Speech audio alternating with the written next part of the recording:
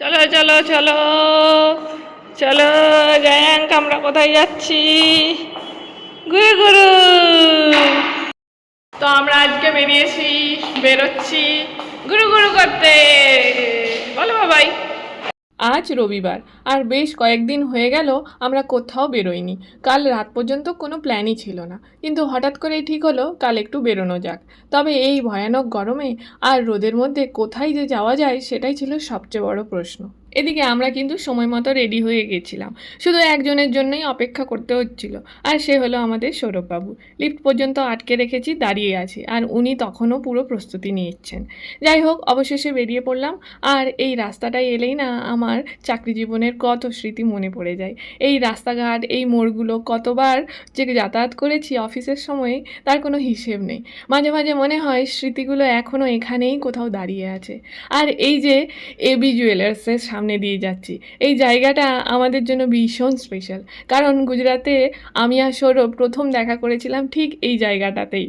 আজও যখনই এখানে আসি আমরা দুজনেই একবার না একবার বলেই উঠি, এই জায়গাটাতেই তো আমরা প্রথম দেখা করেছিলাম। কিছু কিছু জায়গা থাকে যেগুলো শুধু একটা লোকেশন নয়, একটা পুরো গল্প হয়ে যায়। এই জায়গাটাও আমাদের কাছে ঠিক তেমনই।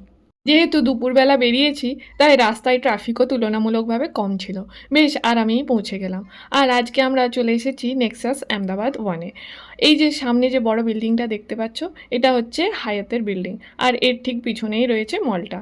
সত্যি বলতে কি, এই মলটার সঙ্গে আমাদের অনেক স্মৃতি জড়িয়ে আছে।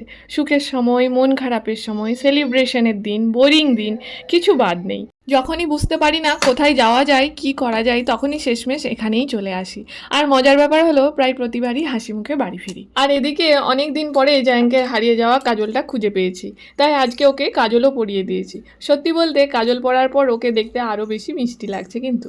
আর যেহেতু আজ রবিবার, তাই ভিড়টাও দেখার মতো। এখানে পার্কিংয়ের ব্যবস্থা যেমন বিশাল, তেমনি গাড়ির সংখ্যাও কম নয় কিন্তু। দেখতেই পাচ্ছ নিচে তো ওয়াটেই, উপরেও ফ্লোরেও গাড়ি পার্ক করা আছে। তবে ভাগ্য ভালো বলতে হবে, আজকে আমরা মেন এন্ট্রান্সের একদম কাছেই পার্কিং পেয়ে গেছি। এটা কিন্তু এই ভিড়ের দিনে বেশ বড় একটা পাওয়া। তারপর ব্যাগ স্ক্যান করে সিকিউরিটি চেক, সব কিছু খুব স্মুথলি হয়ে গেল।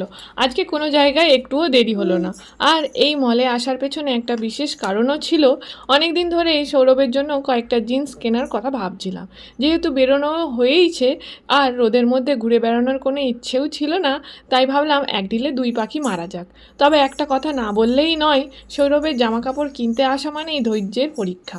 একটা জিন্স কিনতে কতগুলো ট্রায়াল দিতে পারে একজন মানুষ, সেটা ওকে না দেখলে বিশ্বাসই করা যায় না। এই যে এখন যে জিন্সটা ফাইনালি নেওয়া হয়েছে, এটা বেছে নেওয়ার আগে মোটামুটি 15টা জিন্স ট্রাই করা হয়েছে। হ্যাঁ, আমি একটুও বাড়িয়ে বলছি না। যাই হোক, এত কষ্টের পর অবশেষে জিন্স কেনা সম্পূর্ণ হলো। আর তারপর আমরা চলে এলাম সোজা ফুড কোর্টের দিকে। এদিকে জায়াঙ্কের জন্য বাড়ি থেকে ডাল, ভাত আর সবজি বানিয়ে নিয়ে এসেছিলাম, কিন্তু এখানে আসার পর থেকে ওকে এক চামচও ঠিকমতো খাওয়াতে পারছি না। লোকজন দেখেই ওর যেন আনন্দের শেষ নেই। এদিকে ওদিকে তাকানো, হাসাহাসি, চারপাশটা দেখা, এসব নিয়ে এত ব্যস্ত যে খাওয়ার দিকে কোনো মনই নেই। কতভাবে চেষ্টা করছি, কখনো গল্প করে, কখনো খেলিয়ে, কখনো মন ভোলানোর চেষ্টা করে, কিন্তু না, এক দু চামচের বেশি কিছুতেই হচ্ছে না।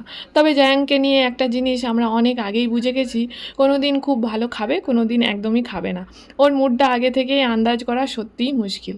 তাই ভাবলাম ওর খাওয়া নিয়ে আপাতত বেশি চিন্তা না করে এবার নিজেদের পেট পুজোটাও সেরে নেওয়া যাক। এতক্ষণ হাঁটাহাঁটি করেছি যে আমাদের বেশ ভালোই খিদে পেয়ে গেছে।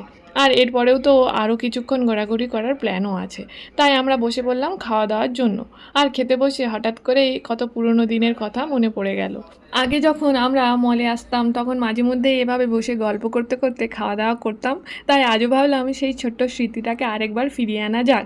তাই অনেক দিন পর আবার একটা ছোট্ট চিয়ার্স হলো। সত্যি বলতে খুব সাধারণ একটা মুহূর্ত হলেও এমন কিছু কিছু মুহূর্ত মনটাকে ভীষণ ভালো করে দেয়। আর এদিকে জায়াঙ্কের যেন হঠাৎ করেই আরও বেশি খুশি হয়ে গেছে। খাওয়ার থেকে ওর খেলাধুলা আর চারপাশে দেখাতেই বেশি আগ্রহ। ও নিজের মতো ব্যস্ত, আর আমরা আমাদের খাওয়া দাওয়া শেষ করে নিলাম। এরপর ভাবলাম একটু ঘুরে দেখা যাক। এখন তো আমরা বাচ্চার বাবা মা, তাই বাচ্চাদের দুনিয়াটাকেও ধীরে ধীরে চিনে নিতে হবে।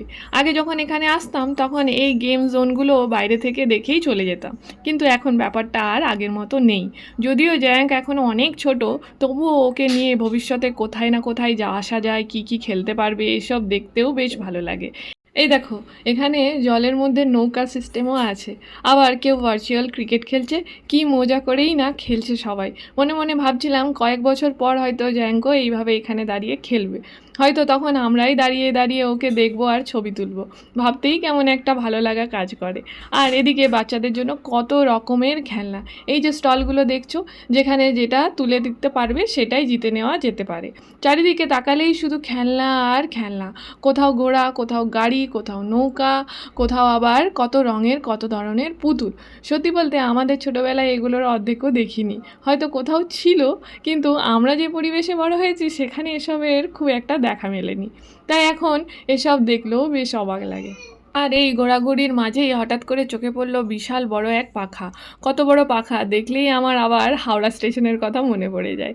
সেখানেও ঠিক কিন্তু এরকম একটা বড় বড় পাখা রয়েছে। যাই হোক, ওপরের ফ্লোরগুলো ঘুরে নিচের দিকে নেমে এলাম। ভাবলাম মলটাকে আরেকটু ঘুরে দেখা যাক। এদিকে জায়াঙ্কও নিজের মতো করে ঘুরে বেড়াচ্ছে, আর আমরা তিনজন মিলে একটু নিজেদের মতো সময় কাটিয়ে নিচ্ছি। ও হ্যাঁ, তোমাদের একটা কথা তো বলাই হয়নি, ঘুরতে ঘুরতে আমি কিন্তু একটু শপিং করে নিয়েছি কিছু মেকআপের জিনিস। অনেক দিন ধরেই নেওয়ার কথা ভেবেছিলাম, তো আজকে সেটা হয়ে গেল। আর এদিকে জ্যাংকে দেখো, ওর জন্য আলাদা করে স্ট্রলার নিয়ে এসেছিলাম যাতে কোলে করে সব সময় ঘুরতে না হয়, কিন্তু সেই ব্যবস্থা যে কতটা কাজে লেগেছে সেটা তোমরা দেখতেই পাচ্ছ। ওর সবচেয়ে পছন্দের জায়গা হলো মা বাবার কোল। তো যাই হোক, আজকের মতো আমরা নিজেদের মধ্যে একটু সুন্দর সময় কাটালাম, কিছু কেনাকাটা করলাম, একটু ঘোরাঘুরি করলাম, আর অনেকগুলো ছোট ছোট মুহূর্ত জমিয়ে রাখলাম স্মৃতির খাতায়। এবার আমরা ধীরে ধীরে বাড়ির পথ ধরবো। তোমরাও খুব ভালো থেকো, সুস্থ থেকো, নিজের মানুষগুলোর সঙ্গে সুন্দর সময় কাটাও। আবার দেখা হবে পরের ব্লগে। Bye bye, tata.